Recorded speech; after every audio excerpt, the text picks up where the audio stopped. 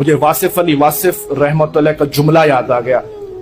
एक शख्स ने उनसे पूछा कि हुजूर कोई आसान नुस्खा बताएं, हम अल्लाह को राजी करना चाहते हैं। तो आपने फरमाया अगर अल्लाह को राजी करना चाहते हो तो एक काम करो, जो तुम्हारा सबसे बड़ा दुश्मन हो, सबसे बड़ा दुश्मन हो, कभी अकेले बैठो और उस बड़े से बड़े दुश्मन को माफ कर दो, समझो अल्लाह तुम पे राजी हो जाएगा।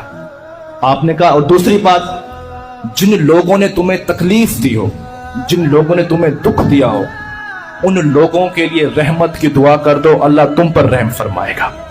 तो मेरे दोस्तों, जिंदगी में लोगों की गलतियों को, लोगों के लहजों को बर्दाश्त किया करें, लेकिन याद रखें मेरे दोस्तों, हमेशा गाली का जवाब गाली नहीं होता, नफरत का जवाब नफरत नहीं होता।